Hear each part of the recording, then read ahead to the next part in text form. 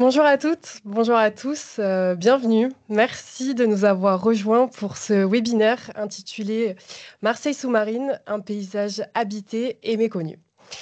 Alors ce webinaire, il va marquer la première étape d'un projet éditorial inédit. La mer n'est pas morte, vive la mer, initié par Bleu Tomate. Alors le but de ce projet, ça va être donc de créer de nouveaux formats narratifs à impact sur la vie et la santé de la mer. Voilà, donc Bleu Tomate, en effet, en tant que média et spécialiste de l'information en environnement, nous avons décidé de nous pencher sur le sujet des petits fonds côtiers pour essayer de comprendre pourquoi il y a cette méconnaissance du public vis-à-vis de ces fonds pourtant si proches de nos côtes marseillaises. Donc voilà, nous avons monté ce projet soutenu par l'Agence de l'eau et réalisé une série d'analyses quantitatives des médias, des réseaux sociaux, des moteurs de recherche et résultats sur Google à l'échelle de la région. Ce sujet, ces thèmes des petits fonds côtiers et même en allant jusqu'au fond marin ne comptabilisent qu'une centaine de requêtes mensuelles en moyenne. Pour vous donner un peu des chiffres à titre de comparaison, les plages marseillaises, elles, dépassent les 8000 requêtes par mois. Donc voilà, n'hésitez pas à réagir déjà à ces quelques chiffres via le chat. Ce webinaire, ça va vraiment être un échange avec nos intervenants ici présents en plateau, mais aussi en ligne. Et avec vous derrière votre écran, n'hésitez pas à poser vos questions, à partager vos expériences. Nous y répondrons tout au long de ce webinaire. Avec notamment Kaina. Bonjour. Bonjour à tous. Kaina Djaoudi, chargée de mission enseignement et recherche chez Septentrion Environnement. Donc, vous nous apporterez un peu plus cet angle pédagogique de transmission, de formation, et également les projets de Septentrion sur la restauration de ces petits fonds dont on parle aujourd'hui. Nous avons Jérémy en ligne. Bonjour Jérémy. Bonjour. Jérémy Brugidou, artiste-chercheur à l'IMERA Aix-Marseille. Alors vous, vous allez un peu nous apporter votre approche artistique, notamment à travers l'exposition que vous avez réalisée au musée subaquatique des Catalans en 2022. Voilà, je vous laisserai nous en dire plus tout à l'heure. Et enfin, Anne-Lise. Anne-Lise, bonjour. Bonjour. Anne-Lise Muller, chargée de mission eau, mer, biodiversité à France Nature Environnement PACA. Alors, vous nous parlerez des fonctions essentielles de ces fonds pour le vivant, un vivant qui est à l'épreuve des différents usages. Vous évoquerez notamment le plaidoyer à ce sujet mis en place par France Nature Environnement et qui sera d'ailleurs porté jusqu'en mer à bord d'un catamaran pendant l'UNOC qui aura lieu très prochainement à Nice. Alors voilà pour les présentations. Donc on va pouvoir commencer. Je vous pose la question à vous trois, Jérémy, Anne-Lise et Kaina, mais aussi à vous derrière vos écrans. Encore une fois, n'hésitez pas à utiliser le chat pour échanger avec nous. Voilà, nous avons accès à vos questions, nous pouvons vous répondre. Donc la question, comment mieux faire connaître ces petits fonds côtiers, un sujet qui passe un peu sous les radars alors que c'est un sujet essentiel. Comment nous, en tant que médias, on peut les raconter, on peut mieux informer à ce sujet pour ensuite déclencher de réelles actions pour les préserver.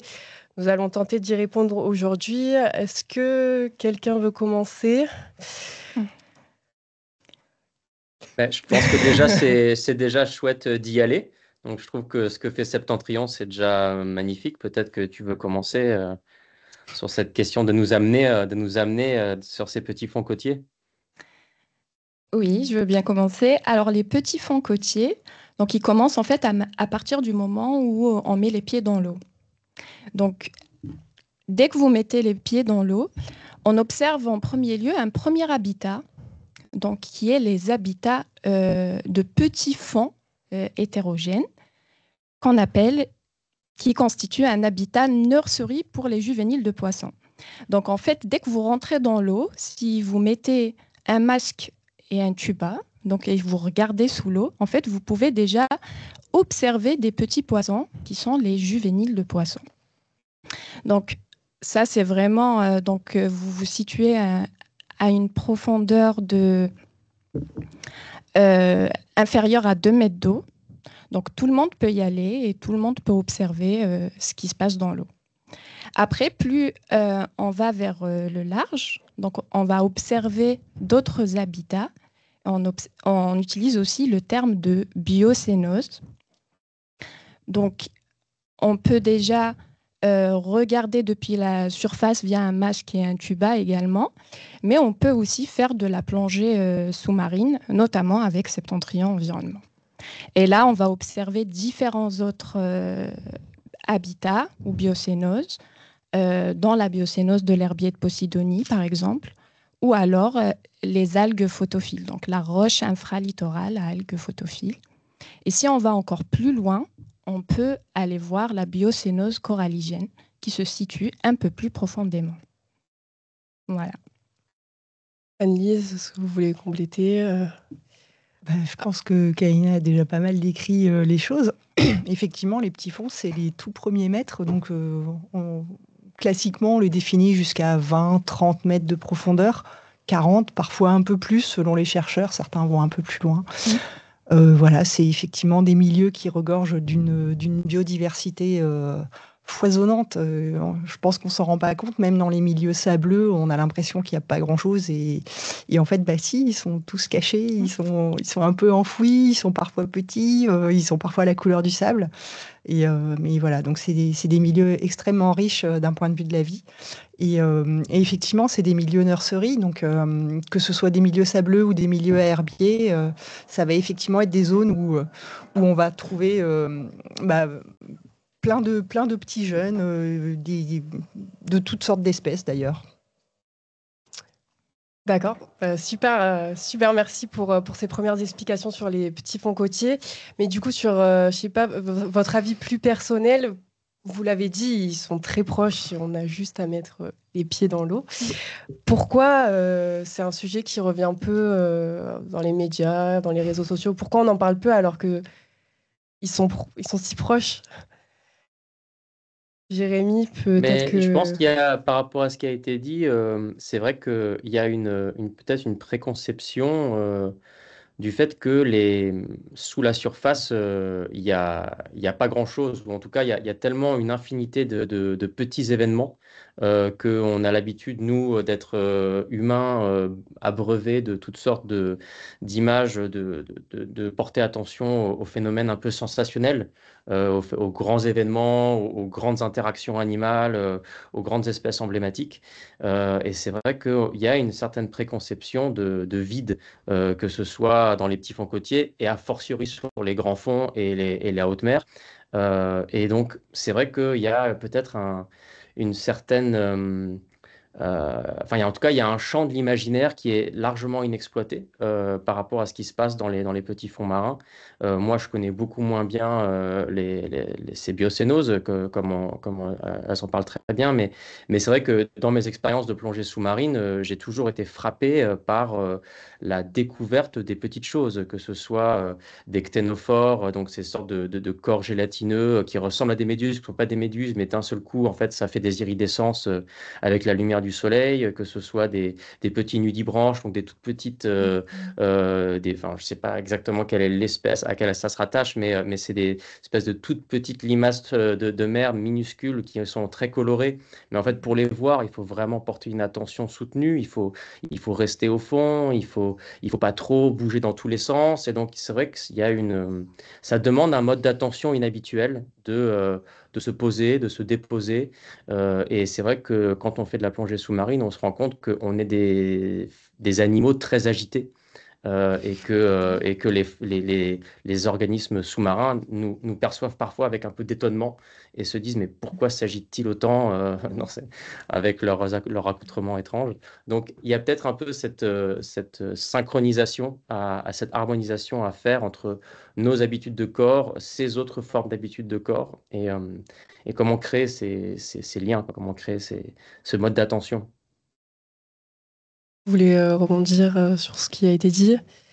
Peut-être dire qu'effectivement, on est sous l'eau, donc c'est pas quelque chose qu'on voit spontanément. On n'a pas de branchies, donc c'est pas un milieu qui nous est naturel. Et donc on rentre, on avait une interview avec la directrice du parc marin de la Côte Bleue il y a pas très longtemps, et elle a eu une formule que j'ai beaucoup aimée. Elle a dit: on entre dans la maison des poissons. Donc voilà, on est invité dans ce milieu-là, donc faut qu'on apprenne à s'y tenir, quoi. Tout à fait. On va Et, peut-être... Allez, et allez-y, il Jérémy. y a, il y a, il y a aussi cette... c'est-à-dire que non seulement on est plutôt accoutumé, comme vous l'avez dit, avec les recherches Google, en fait, la mer, la plage prend une dimension disproportionnée par rapport à ce que c'est que notre interaction avec la mer.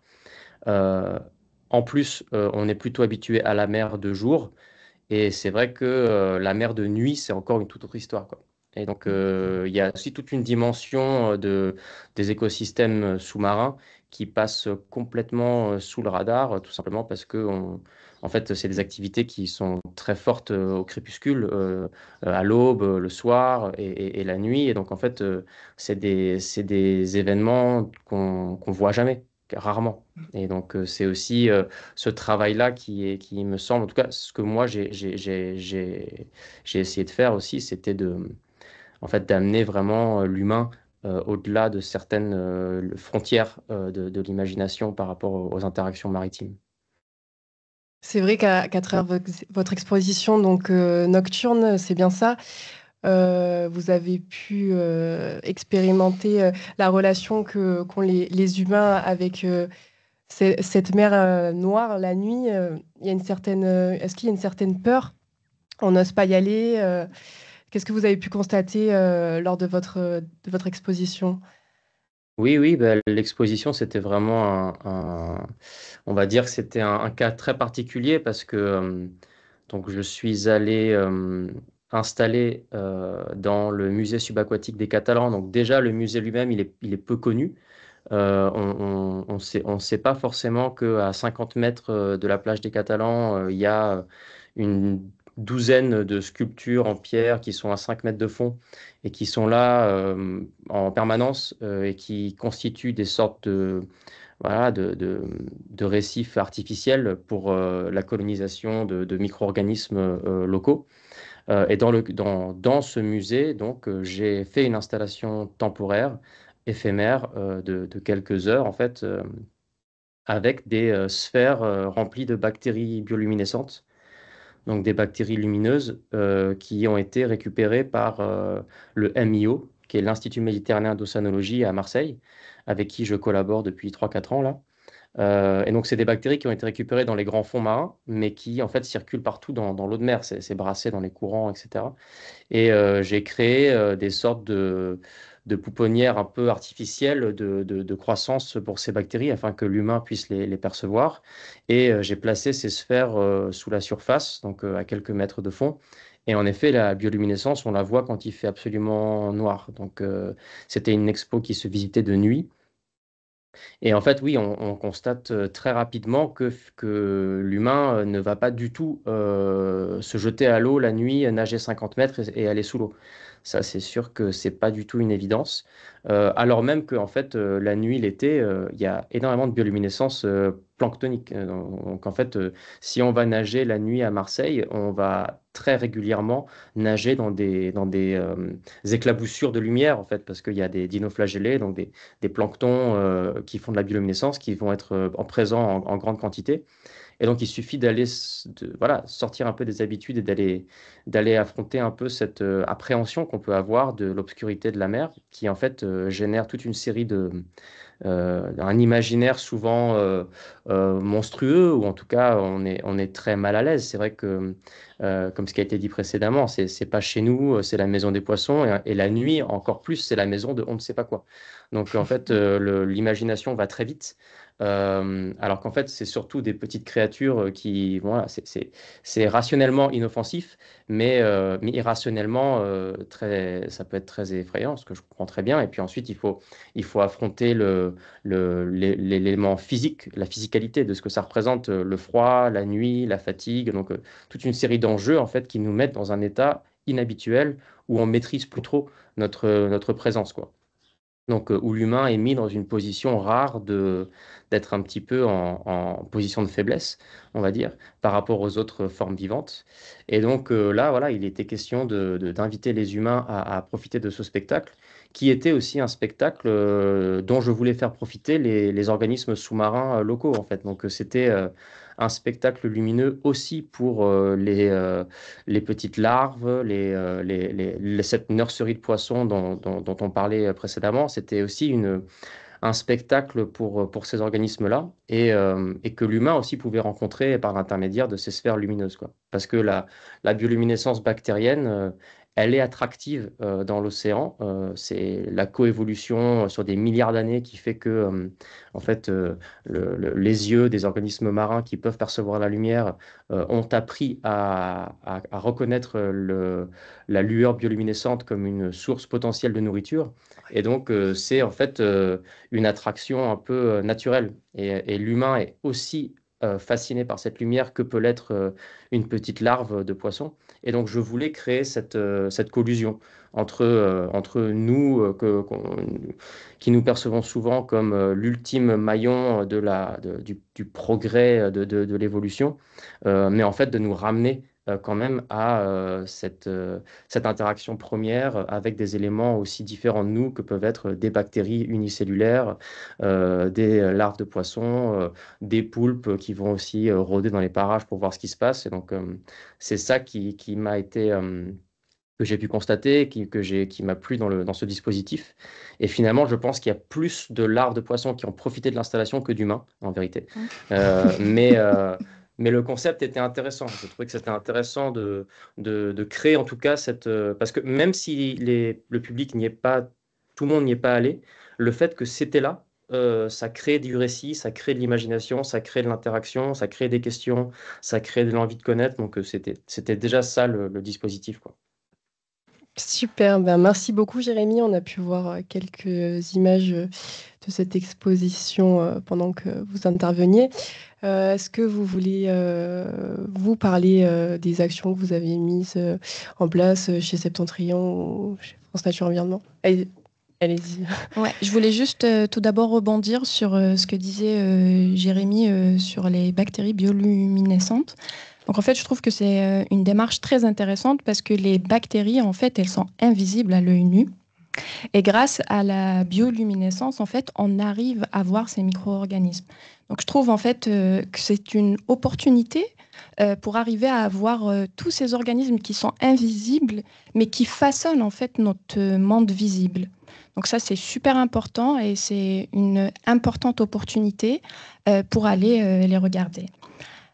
Donc tout à l'heure, je parlais en fait des différentes biocénoses qu'on peut retrouver sous l'eau et que je rejoins mes collègues d'aujourd'hui, bien évidemment qu'on n'observe pas assez. Et en fait, l'observation, c'est la première étape à toute chose. Donc après l'observation, on a des questionnements et après, en fait, c'est à partir de ce moment-là qu'on se pose des questions. Et alors, je parlais tout à l'heure des habitats de nurserie qu'on rencontre juste quand on met les pieds dans l'eau, donc les juvéniles de poissons. Donc alors là, tout le monde peut les regarder. Et quelque chose qu'on fait aussi pour inviter surtout les enfants à en apprendre davantage sur ces biocénoses-là, c'est dans le cadre d'aires marines éducatives. Donc en fait, il y a par exemple comme le Mugel. Donc, la calanque du Mugel, c'est une aire marine éducative qui a été utilisée pendant longtemps en fait pour informer les écoliers donc aux enjeux de protection de ces environnements-là. Donc, ils ont été éduqués à identifier certaines espèces à la fois de juvéniles de poissons, mais également de poissons adultes. Et tout récemment, par exemple, on a animé avec eux un chantier en fait de fabrication d'alguiers et on a mis en place en fait différentes animations pour différencier entre une algue, la plante de Posidonie Et on a prélevé donc des algues avec eux, donc avec l'accord bien évidemment du Parc national des Calanques. Et dans l'après-midi, on a mis en place donc une production en fait d'un alguier avec les étudiantes de BTS, donc qui ont échangé avec ces écoliers-là, et ils ont appris avec nous à identifier certaines espèces de macroalgues, etc. Donc là, c'est un aspect, par exemple, c'est une démarche en fait qu'on déploie habituellement justement pour faire connaître ces milieux-là à la fois donc à un public petit, mais aussi à un public adulte. Super. Est-ce que vous vouliez compléter avec, par exemple, des actions similaires France Nature Environnement? Alors, France Nature Environnement, Provence-Alpes-Côte d'Azur, on n'est pas gestionnaire. Et ça peut paraître paradoxal, mais on n'est pas forcément tous naturalistes. Donc du coup, voilà, on a plus une action, en fait, on a une forte action de plaidoyer, donc ça veut dire qu'on va essayer de structurer une idée et des outils, des propositions qu'on va aller porter auprès des acteurs publics, donc au sein de différentes instances de concertation dans ce qu'on appelle le dialogue environnemental, et on va essayer de convaincre les uns et les autres d'agir pour le vivant, justement, de faire en sorte que notre empreinte sur cette planète et sur nos milieux soit la plus légère possible. On sait que quoi qu'on fasse, on aura un impact. Mais justement, dans les choix qu'on fait, on peut choisir de limiter cet impact, de le réduire au plus petit possible, enfin, voire qu'il n'y en ait pas du tout autant que possible, en s'attachant à regarder quels sont nos réels besoins et du coup, qu'est-ce qu'on développe derrière pour répondre à ces besoins et pas forcément aller trop au-delà et aller trop au-delà des capacités du vivant. Donc ça, cette partie plaidoyer, c'est une grosse partie du travail de notre association. Et puis après, on développe des outils, que ce soit de l'animation auprès de scolaires ou auprès de grand public. On développe des outils. J'ai un collègue qui est réalisateur, donc qui nous fait des super films avec des belles images. En plus, il plonge, lui, pour le coup, donc il sait faire. On a aussi des podcasts et puis on travaille avec différents partenaires associatifs, universitaires. Là, en ce moment, justement, sur les petits fonds côtiers, on a développé depuis plusieurs mois déjà. On a une action qui va s'étaler sur quelques années où on a eu la chance, grâce à une émission de France Télévisions, de pouvoir apporter quelques financements à différentes structures. Donc, on travaille avec l'Université de Nice, avec une association à Saint-Mandrier, avec le Parc marin de la Côte-Bleue et avec la Réserve nationale de Camargue, pour des actions en fait de connaissance et de préservation de petits fonds côtiers, donc sur différents milieux côtiers, ici les cistosaires, là la Posidonie, encore ailleurs les poissons, les réserves, les cantonnements de pêche ou encore les dunes, enfin voilà. Donc ça va être le genre d'action qu'on peut mener. En gros, on ne se limite pas à ça, mais grosso modo. Ouais, super, de très belles actions. Est-ce que vous, qui nous regardez dans le chat, vous avez des expériences à nous partager, des questions sur ce qui vient d'être dit? N'hésitez pas, voilà, on voit vos questions. C'est un échange entre nous, mais aussi avec vous. Donc voilà, nous avons une question d'un visionneur. Alors, que ce soit dans les océans ou dans le désert, il y a ce sentiment de vide qui est malheureusement gravé dans l'imaginaire, et c'est sur cet imaginaire qu'il faut agir. Mais comment? Alors, très bonne question qui fait l'objet de ce webinaire. Est-ce que vous auriez des éléments de réponse à apporter aux téléspectateurs? Je veux bien réagir pour dire que, une fois de plus, c'est pas notre milieu. Et en fait, ce qui permet aussi de le préserver, c'est qu'on n'y aille pas tous. Parce qu'à partir du moment où on est trop nombreux sur un milieu, on dépasse ce qu'on appelle sa capacité de charge. Et en fait, on l'abîme plus qu'autre chose. Et on le voit sur des espaces terrestres, on le voit sur des espaces marins. Je pense aux herbiers de Posidonie, notamment. On en a beaucoup, effectivement, parlé. C'est un sujet qui a beaucoup émergé ces dernières années. Mais avec, par exemple, l'ancrage des bateaux, action pour laquelle les autorités maritimes, notamment, ont mis en place un certain nombre d'actions, une réglementation plus forte, etc. Mais si on est trop nombreux... alors, c'est bien qu'on veuille partager, mais il faut peut-être trouver aussi dans ce partage, dans cette ouverture au milieu marin, il faut qu'on trouve les moyens aussi de le partager dans les limites de ce qu'il est capable d'accueillir et de recevoir, en fait. Est-ce que vous pensez que justement montrer ces belles images, par exemple, qu'on vient de voir, ça peut aider à justement préserver ces milieux en montrant ce qui est beau et donc du coup se rendre compte de cette vie très proche des côtes et donc d'inviter à la préserver. Est-ce que pour vous, ça peut être une forme d'imaginaire envisageable pour les préserver? Alors, moi, juste pour rebondir sur cette notion d'imaginaire, j'aimerais juste en fait apporter la notion d'échelle à ce précepte-là. C'est-à-dire que, en fait, lorsqu'on observe, c'est vrai, une étendue d'eau, euh, donc quand on est en fait sur la plage, on peut se dire que c'est juste une étendue d'eau et qu'il n'y a absolument rien dedans. En fait. Mais si j'observe, en fait, si je change juste d'échelle, c'est-à-dire que je me mets à observer des images satellitales qui prennent des photos de l'eau. Et si par exemple, je les combine, juste pour voir la variabilité en fait de cette étendue d'eau, déjà juste en regardant en fait des images, je me rends compte j'observe quelque chose qui bouge. C'est-à-dire, je ne me retrouve plus en fait dans cette phase inerte, mais je me rends compte juste en changeant d'échelle que l'océan bouge. Bouge parce qu'en fait, il est régi par différents phénomènes physiques, chimiques et biologiques. En fait, les trois sont liés, en fait. Ils sont interdépendants. Donc, après, en fait, ces différentes réactions génèrent des choses qui sont bénéfiques pour l'homme. C'est ce qu'on appelle en gros les services écosystémiques. Et juste pour vous donner un exemple, donc moi je trouve que c'est c'est un peu un processus en fait qui nous permet de nous rendre compte que l'océan est vivant en fait. Et, euh, et en gros, il faut savoir que l'océan, de manière générale, produit, donc de manière globale, produit 50% de l'oxygène que nous respirons. Alors qu'est-ce que ça veut dire? C'est-à-dire à chaque fois que vous respirez, une respiration sur deux vous vient de la mer. Donc, vous voyez, donc rien que ça, en fait, ça vous montre à quel point c'est vivant.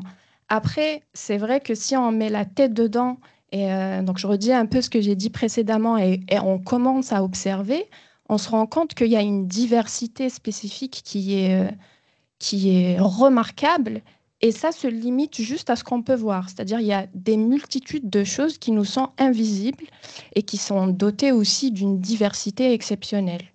Donc voilà. Donc, je pense que montrer des images qui montrent justement ce qu'on peut voir sous l'eau pour, euh, pour en fait sensibiliser à tout ce qu'on peut y trouver, c'est super important. Mais montrer aussi en fait tout ce que l'océan nous apporte, donc son rôle, est indispensable également. Ok, bon, c'est bien noté. Jérémy, est-ce que vous voulez compléter? Oui, euh, je pense que en fait, il y a différentes étapes ou différentes couches. Je suis tout à fait d'accord avec cette question des échelles. Je suis tout à fait d'accord avec cette question des services écosystémiques et de la limite de capacité d'accueil de ces lieux. Euh, et je suis d'accord que bon, bah, il faut aussi pouvoir générer des images positives de ces milieux pour, voilà, pour donner envie de les protéger peut-être, mais bon, je pense que ça suffit pas. Je pense qu'on est aujourd'hui abreuvé de jolies images et l'IA est capable aujourd'hui de faire des très belles images. Je pense pas que ce soit ça qui nous met dans une forme d'attention vraiment reliée. Euh, et je pense que ce qu'il faut, c'est aussi euh, des histoires ou des récits qui racontent l'interdépendance. C'est des choses ou des images ou des propositions sensibles à partir des connaissances scientifiques, à partir de choses, on va dire, ancrées dans des phénomènes qu'on peut décrire des interactions biologiques, mais qui permettent avec une forme voilà, de capacité de raconter, d'une capacité de transformer un peu nos manières d'interagir avec le vivant en général, de nous faire aller au-delà de la dimension de l'environnement nous rend service. Je pense que c'est vrai. Je pense que l'environnement nous rend service et que l'environnement peut très bien s'en sortir sans nous, mais que nous, sans l'environnement, on ne s'en sortira jamais. Donc, évidemment, on repose sur ces services écosystémiques qui sont fondamentaux. Et l'océan, comme l'a rappelé Kaina, est une part essentielle, que ce soit en production d'oxygène, en captation de carbone, en ressources alimentaires, même en ressources culturelles.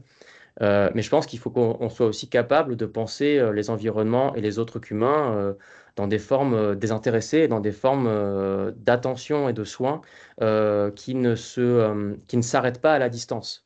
Je pense que le fait qu'on soit à distance des mondes sous-marins ne doit pas être un frein à la capacité d'attention et de soins qu'on peut avoir envers ces environnements. Donc, évidemment, les espaces des petits fonds côtiers, on peut y aller. Mais en fait, l'océan, si on veut parler de l'océan, c'est en très très grande majorité des grands fonds marins obscurs. Très peu de gens peuvent y aller. Donc, si on n'est pas capable d'être dans une forme d'attention qui est indépendante du fait de pouvoir y aller ou du fait de pouvoir l'observer de ses propres yeux, on va jamais être en capacité de vouloir protéger ces milieux.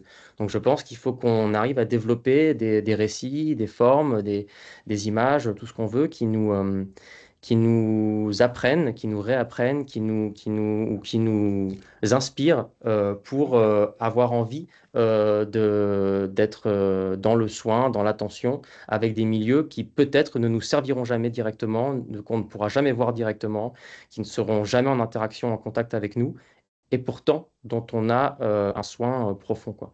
Et dans mon travail, un exemple que j'ai tenté d'explorer, c'est pourquoi j'ai fait des sphères bioluminescentes, c'était aussi pour rappeler la dimension planétaire en fait de notre planète bleue, de rappeler que cette planète bleue, elle n'est pas bleue pour rien en fait, elle n'existe pas parce que l'humain était là et qu'il l'a fait exister. En fait, la planète, elle est bleue et elle est vivante parce qu'il y a une interaction constante d'espèces depuis 4,5 milliards d'années.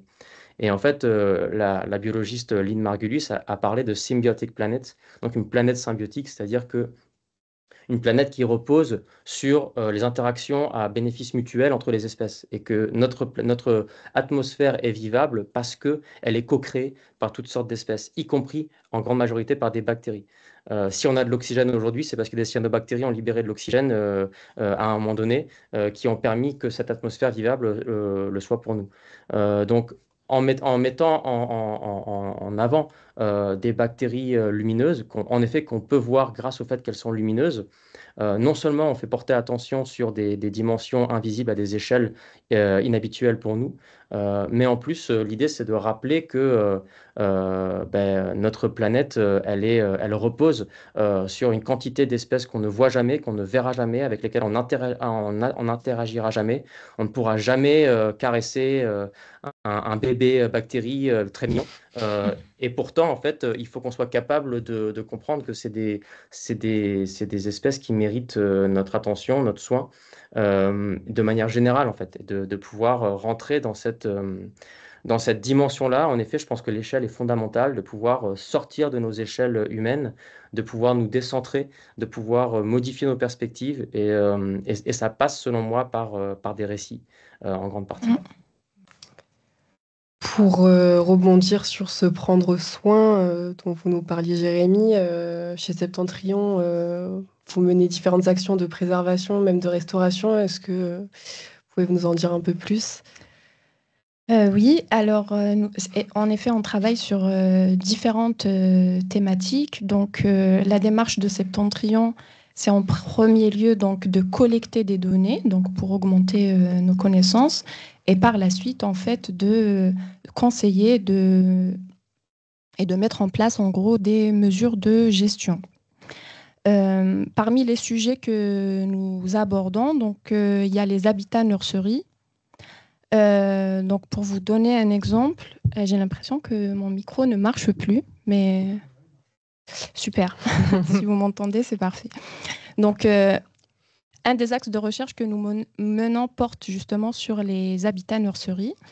Et donc, tout récemment, en fait, nous travaillons sur les petits fonds hétérogènes. Donc, je disais que c'était les profondeurs qui se situaient donc entre 0 et 2 mètres. Et ces habitats-là, ils ne sont pas pris en compte en fait par la directive Habitat, par exemple, pour instaurer des mesures de protection et de gestion.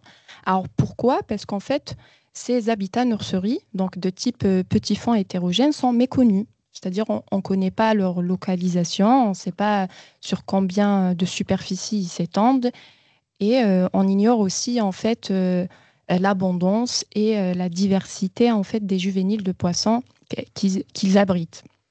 Donc dans ce projet-là, en fait, nous nous intéressons à la cartographie de ces habitats nurseries et nous les comparons aussi à d'autres habitats nurseries, donc en termes de contribution relative. Et parmi ces autres habitats, par exemple, on a l'herbier de Posidonie ou alors la roche infralittorale à algues photophiles. Donc ça, par exemple, c'est un exemple de sujet sur lequel nous travaillons, mais nous travaillons aussi sur le corail rouge et sur les gorgones, notamment la gorgone rouge. Donc là, par exemple, du coup, ce que vous voyez à l'écran, c'est la gorgone rouge, donc c'est Paramusea clavata. Et en fait, c'est une espèce qui est très sensible donc, aux pressions anthropiques, notamment le dérèglement climatique et en particulier en fait l'augmentation de la température des eaux de surface. Donc il y a des travaux qui ont été publiés récemment par Septentrion Environnement, donc, qui justement montrent l'impact des vagues de chaleur qu'on a précédemment observées sur ces espèces, sur ces forêts animales. En fait, on avait donc sur nos côtes, je précise que c'est sur nos côtes marseillaises, on a ces espèces remarquables donc, qui ont subi des événements de chaleur marine et qui ont induit en fait leur nécrose. Donc on est passé d'habitats complètement remarquables, de paysages fascinants, à une forêt, si je fais le paradoxe avec ce qu'on observe au milieu terrestre, à une forêt complètement brûlée. Voilà. Donc et ça atteint essentiellement en fait ce problème-là. Se situe surtout au niveau des eaux de surface, donc entre 0 et 30 mètres de profondeur. Super. Alors, on a juste une question du chat. Alors, quels sont les lieux et les occasions à Marseille pour en apprendre plus sur cet écosystème sous-marin, notamment pour sensibiliser les enfants à ce qu'il se passe à quelques mètres d'eux en bord de mer? Est-ce que vous sauriez répondre? Vous mettez en place, vous nous en avez un peu parlé tout à l'heure. Vous avez d'autres exemples? Oui, alors à Marseille aussi, en fait, il y a les aires marines éducatives. Alors, vous parliez d'enfants, sensibilisation d'enfants. Oui. Donc, en fait, il y a aussi des aires marines éducatives. Donc, il y a des écoles, en fait, qui sont impliquées là-dedans, où il y a des sorties qui sont notamment faites par Septentrion Environnement, donc avec les écoliers, pour justement les informer et sensibiliser à ces milieux-là. Après, nous menons aussi des ateliers de vulgarisation scientifique. Donc, le dernier qu'on a fait, c'était le live Septentrion. Donc, je ne sais pas si vous avez eu l'occasion de vous connecter. Donc, en gros, on a des plongeurs qui sont en direct et qui se promènent sous l'eau et qui décrivent les différentes biocénoses qu'on peut y rencontrer. Et on a fait ça avec la ville de Marseille il n'y a pas très longtemps, il y a un mois, je pense, un mois ou deux. Et dans le cadre des Jeux olympiques, donc en 2024, nous avons aussi animé un atelier en fait de vulgarisation scientifique pour faire découvrir les grottes semi-obscures, donc avec la ville de Marseille. Donc, et ça en utilisant des casques de réalité virtuelle. Donc vous mettez le casque de réalité virtuelle et vous vous promenez en fait dans des grottes et vous regardez par exemple le corail rouge ou alors les gorgones qu'on peut y trouver dedans. Voilà, ça c'est. Et prochainement, est-ce qu'il y a un nouveau live de prévu ou pas forcément? Pas dans un futur proche, mais il y en aura sans doute à l'avenir. Ok, ben, génial. Anne-Lise, est-ce que vous pouvez nous en dire plus sur le plaidoyer que vous portez à France Nature Environnement? L'objectif clé, est-ce qu'il faudrait plus protéger, préserver ces milieux? Alors oui, ça fait partie effectivement de notre message. Nous, ce qu'on demande, c'est, on parlait du vivant tout à l'heure, et effectivement, le premier enjeu, c'est de prendre conscience de ce vivant, voilà, de savoir, on n'identifiera peut-être pas tout, on les verra pas tous, on verra pas tout, mais il faut savoir qu'il est là, et savoir qu'il est là, et reconnaître qu'il est là, qu'il a le droit de vivre, c'est déjà un premier pas. Et donc, au sein des différentes instances auxquelles nos bénévoles participent, on porte effectivement ce message de protection des milieux. Alors, ça peut être à la fois par le biais d'aires marines protégées ou de zones de protection stricte. Donc, on préfère parler de protection stricte plutôt que de protection forte, parce qu'il y a quand même des petites différences en termes de degré de protection. Voilà, donc plutôt protection stricte, où on aurait des espaces, des milieux où il n'y a vraiment aucune activité humaine, et où donc du coup, voilà, la nature, elle pourrait vivre à son rythme, qui n'est pas le nôtre, à son rythme, et sans être perturbée, que ce soit par un dérangement physique, par des pollutions, par des constructions, etc. Il y a beaucoup de choses qui peuvent perturber, dégrader d'une façon ou d'une autre les petits fonds, notamment justement parce qu'ils sont juste à côté de nous, en fait. Donc voilà, donc il y a plusieurs gradations possibles dans cette protection, avec des interdictions plus ou moins fortes, et il y a moyen de combiner tout ça. On estime aussi, côté associatif, que ce serait intéressant d'avoir un chapelet en fait d'aires marines protégées, c'est-à-dire qu'il n'y en ait pas qu'une seule ponctuellement, mais qui est un réseau d'aires qui puisse voilà, être connecté entre elles. La mer, c'est un milieu en 3 dimensions. C'est peut-être aussi pour ça qu'on n'y est pas forcément très habitué. Mais donc du coup, voilà, il y a à la fois il y a cet aspect-là aussi à prendre en compte, et les poissons, ils connaissent pas les frontières, enfin les poissons ou les autres animaux, les autres espèces qui vivent sous l'eau. Donc du coup, voilà, il faut leur permettre de pouvoir se reproduire, vivre, mener leur cycle de vie dans leur totalité. Et ce qui est constaté, c'est que cet effet réserve, on commence quand même dans certains lieux à avoir un réel recul dans le temps, puisque certaines réserves, certaines aires marines protégées ont un certain âge déjà. Je pense à Port-Cros, je pense aux réserves de pêche dans le parc marin de la Côte Bleue. Voilà, on a 40 ans, 50 ans de recul. Donc on voit aussi ce que la nature est capable de faire. Et on s'aperçoit que quand il y a une protection, une réelle protection qui est appliquée, qui est respectée par l'ensemble des acteurs, ça marche. Et en fait, même des milieux qui au départ paraissent peut-être parfois un peu banals, un peu classiques, voilà, une biodiversité ordinaire comme on dit, elle peut quand même devenir très très intéressante, voire extraordinaire, simplement parce que voilà, on l'a laissé tranquille, on lui a laissé la possibilité d'évoluer selon les règles de la nature, du coup, voilà, il y a des choses qui marchent. Génial. On a un commentaire. C'est génial de voir des initiatives concrètes pour faire découvrir et protéger cette biodiversité méconnue. N'hésitez pas à continuer à interagir dans le chat, à poser vos questions. Nous sommes tous là pour y répondre. Je vais vous poser une nouvelle question à vous trois. Vous pouvez également y répondre derrière vos écrans. Est-ce que sensibiliser et valoriser, ce sont des actions compatibles avec la volonté de protection de ces milieux, selon vous? Jérémy, peut-être. Tu veux dire, est-ce que c'est la bonne stratégie, Oui, la sensibilisation pour la protection? oui. Euh, oui, oui, oui, et c'est certain. C'est certain. La question, c'est toujours la même question. C'est dans quelle mesure est-ce que ces sensibilisations, elles ont vraiment une efficacité? Dans quelle mesure est-ce que, en effet, il y a, il y a, il y a une ligne un peu subtile qu'a rappelé Anne-Lise, c'est que moi, je pense, par exemple, j'ai travaillé aussi sur le whale watching, l'observation des cétacés en mer. Et donc, c'est une sorte c'est un écotourisme, on va dire. Donc, on va embarquer des gens en mer pour aller voir des animaux, des mammifères marins. Ce qui, Voilà, ce qui peut être fait de manière très respectueuse, plus ou moins respectueuse, ça dépend. Mais c'est vrai que ça pose vraiment question de savoir, bon, le fait d'amener des groupes voir les baleines, ben, ça crée un moment dont on se rappelle, on a eu une rencontre exceptionnelle et du coup, ça marque les esprits et en effet, ça peut faciliter la sensibilisation. Et en même temps, c'est une certaine pression qui est mise sur ces environnements voilà, de trouver les baleines, d'aller au plus proche, de pouvoir faire bénéficier de cette expérience-là.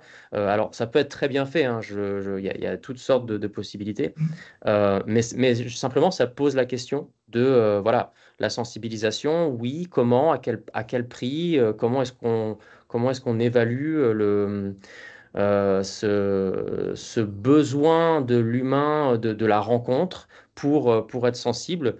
Comment est-ce qu'on arrive à contrebalancer ça avec des choses plus subtiles qui reposent, voilà, encore une fois, sur la capacité à ce que un imaginaire soit vraiment concret. Comment est-ce qu'on peut rendre concret des milieux et comme le disait aussi Annelise et Kaina, c'est-à-dire il y a plein d'espèces qu'on ne découvrira peut-être jamais. Et d'autant plus qu'on est en train d'aller vers une exploitation des grands fonds marins. Donc d'aller ratisser les fonds, que ce soit par le chalutage profond qui est déjà en cours ou par l'exploitation minière des grands fonds. On va aller ratisser des fonds marins qu'on ne connaît pas, qui sont remplis d'espèces inconnues. Donc en fait, il y a sans doute plein d'espèces qu'on ne connaîtra jamais. Et pourtant, il faut qu'on soit aujourd'hui capable d'avoir voilà, d'être sensible même à l'inconnu, et à des espèces inconnues, et à des milieux qui vont rester inconnus pour nous, et malgré tout, qui dans cet inconnu-là, vont rester importants. Donc je pense que c'est cet enjeu-là aussi, c'est comment protéger, comment être sensible, mais comment rendre sensible pas à une espèce en particulier, pas à un individu en particulier, pas à une rencontre en particulier, mais comment être sensible à une dimension beaucoup plus large, beaucoup plus vaste, et qui ne repose pas sur la satisfaction personnelle d'avoir fait la rencontre magique qui a fait que voilà, on a été bouleversé par. Alors, c'est bien d'avoir les deux, mais je pense qu'il y a vraiment un enjeu là qui est assez subtil et qu'il faut arriver à affronter de manière assez concrète aujourd'hui et urgente, quoi. J'en profite aussi pour rappeler que les aires marines protégées, l'objectif c'était 30% d'aires marines protégées en 2030. On est aujourd'hui en 2025, il y a officiellement environ, enfin peut-être vous me corrigerez dans les chiffres, mais environ 6% d'aires marines protégées officielles, mais de véritables aires marines véritablement protégées complètement, on est à 0,04% de cet ordre-là, quoi. Donc je pense qu'il y a voilà, il y a un gros travail aussi en termes de législation à mener, en termes voilà, de sensibilisation à ce niveau-là, de se rendre compte de l'absence de réelle protection dans plein d'endroits, quoi. Ouais, je rejoins complètement Jérémy sur ces questions-là. Et je rajouterais juste quelque chose, c'est que les aires marines protégées, elles ont été instaurées justement pour protéger une partie de l'océan parce qu'on y observe certaines espèces remarquables ou parce qu'on a envie en fait que les espèces reviennent. Mais il faut savoir qu'une autre question qui émerge, c'est que ces aires marines protégées subissent l'afflux de tourisme et de fréquentation. Donc on en parlait un peu tout à l'heure qu'il faut aller en fait vers une réglementation de la fréquentation de ces aires marines protégées. Et ça, c'est une des questions actuelles, c'est-à-dire qu'on se retrouve en fait dans des aires qui sont consacrées à la protection. Paradoxalement, en fait, elles subissent une fréquentation intense et qui finalement ne joue pas en faveur en fait de la préservation de ces systèmes-là. Donc c'est une notion aussi qu'il faut avoir en tête. Non, complètement d'accord. C'est effectivement la question de la capacité d'accueil ou de charge selon les termes un peu consacrés qui sont utilisés dans les milieux. Mais c'est toute la question aussi de la réduction des pressions en fait. Et puis après ces aires marines protégées ou à terre les aires protégées terrestres, ça pose aussi la question de la biodiversité extraordinaire versus la biodiversité ordinaire et en quoi nous humains on est légitimes pour juger qu'une espèce est plus belle, plus utile, plus extraordinaire et donc mérite davantage de protection qu'une autre, ou en fait dans un milieu vivant, dans une biodiversité, dans un écosystème où finalement tout le monde, de toutes les espèces, tout à sa place, ont leur place. Et c'est justement parce que tout le monde est là et tout le monde apporte une petite pierre que nous, humains, on ne perçoit pas forcément. Mais c'est justement parce que tout ce monde est là que l'écosystème fonctionne et qu'il est capable de faire en sorte que tout le monde vive, nous y compris. Alors, nous avons une question du chat. Alors, déjà, on vous a répondu pour les masques. Super curieuse de voir dans ces masques. Alors, ne faudrait-il pas consacrer les aires marines protégées uniquement à l'éducation à l'environnement sur les fonds côtiers, par exemple?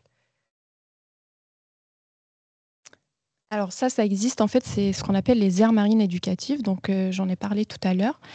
Et en fait, une aire marine protégée peut être aussi utilisée pour éduquer, en gros. Et alors, je peux me tromper, mais en fait, une aire marine protégée a plus de réglementation qu'une aire marine éducative. Donc en fait, faire évoluer les aires marines éducatives vers des aires marines protégées, c'est un point positif parce que ça permet, en plus d'éduquer, en fait, de mieux protéger ces milieux-là.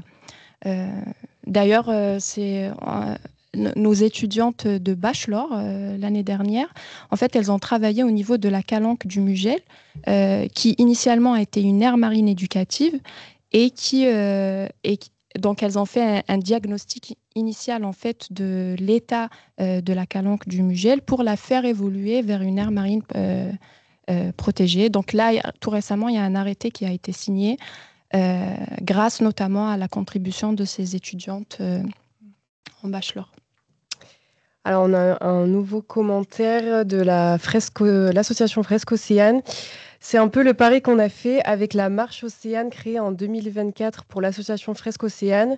Alors, marcher 5,5 km pour remonter la colonne d'eau de la zone hadale abyssale spatiale mésale jusqu'à la littorale et la surface, soit 11 km de profondeur, à la découverte de ces écosystèmes et de ces espèces incroyables tout en restant les pieds sur terre. Faire appel à l'imaginaire et la visualisation en s'appuyant sur des textes scientifiques et poétiques. Oui, je trouve que les fresques, c'est des outils hyper complets en fait pour informer sur les océans et pas que, les océans, la biodiversité, etc. Donc, j'invite nos auditeurs justement à faire les fresques et pourquoi pas à en devenir fresqueurs aussi, animateurs de fresques. Et je voulais juste rebondir par rapport à ce qu'on se disait tout à l'heure. Donc, comment sensibiliser de manière pertinente en fait à l'océan? Je pense qu'il faut arrêter de regarder l'océan comme genre une composition séparée de plusieurs espèces en fait. Je pense que c'est un peu l'erreur qu'on a fait jusque-là, c'est soit on sensibilise au corail rouge, soit on sensibilise à l'herbier de Posidonie. En fait, ce qu'il faut garder en tête, c'est un système vivant dans sa globalité. C'est-à-dire, on touche à une biocénose particulière, à une espèce particulière. On porte atteinte, en fait, à l'ensemble du système vivant parce que ce qu'on disait au départ, c'est un système interconnecté. En fait, il réagit à... Déjà, il y a différentes connexions, en fait, entre espèces, entre leur environnement, mais il interagit aussi avec l'atmosphère, avec le continent, etc. Donc en fait, il faut, je pense, peut-être un des moyens qu'on utilisera par la suite pour mieux sensibiliser à l'océan, c'est de comparer justement, c'est de faire des parallèles avec des systèmes vivants que nous connaissons. Pourquoi pas l'être humain? Comparer l'océan au fonctionnement d'un être humain, pour montrer à quel point il est vivant et voilà. Donc c'est une idée que j'ai eue et que j'essaye de développer, mais ça viendra. C'est cet intriguant du coup. Oui. Génial, super idée. Hein. Alors on s'approche malheureusement de la fin de ce webinaire. C'est vrai que c'est un sujet, on pourrait parler des heures. Est-ce que l'un d'entre vous souhaite dire un petit mot de fin? N'hésitez pas dans le commentaire, pareil, continuez à partager vos expériences, poser vos dernières questions. Mais on peut peut-être rappeler qu'il y a il y a la fête de la science là en septembre, et je pense que Septentrion y est à chaque année, le MIO aussi, à l'Institut méditerranéen d'océanologie, et il y a toujours beaucoup d'activités pour les enfants. Il me semble qu'il y a aussi les masques de réalité virtuelle chez Septentrion. Moi, je les avais vus lors des fêtes de la science. Donc à Marseille, quoi, c'est toujours un moment important pour ces choses-là. Il y a pas mal chaque année d'événements. Il y a les recherches dans la ville qui se font aussi en partenariat avec l'Institut de recherche pour le développement, le CNRS. Il y a le Festival Nature et Bien commun qui a lieu aussi à Marseille, à la scène nationale du ZEF. Donc il y a chaque année beaucoup d'événements qui sont voilà, souvent consacrés aux océans. Et dans le cadre de Septentrion aussi, pour ceux qui veulent découvrir, vous pouvez déjà venir plonger avec nous. Mais nous avons aussi, en fait, nous faisons aussi des séances participatives. Donc, nous avons différents adhérents, en gros, qui sont formés justement à la collecte de données. Donc, tout le monde peut le faire, à condition d'avoir des niveaux de plongée, bien évidemment, et de contribuer justement à la collecte de données, mais de voir aussi en fait ces différentes biocénoses et vous sensibiliser justement à leur protection. Et donc pour France Nature Environnement, on peut donner rendez-vous à l'UNOC. Alors, on peut donner rendez-vous à l'UNOC. Je peux dire aussi qu'il y a les réalisations qu'on a faites, que ce soit en podcast ou en film. Et puis, on en a encore un en préparation, donc qui devrait sortir fin août, si tout va bien. Et puis, je voulais peut-être ajouter aussi par rapport à cette question de la sensibilisation ou de l'information des gens, c'est qu'on n'a pas tous la même sensibilité, on n'a pas tous les mêmes centres d'intérêt. Donc, en fait, il va falloir mobiliser une panoplie d'outils pour aller, les uns, ils vont avoir besoin de toucher, les autres, ils vont avoir besoin d'écouter, les troisièmes de regarder. Donc, en fait, voilà, on va faire appel à beaucoup de choses, beaucoup d'outils différents, beaucoup de partenaires, voilà, pour essayer de toucher chacun selon ce qui va aller le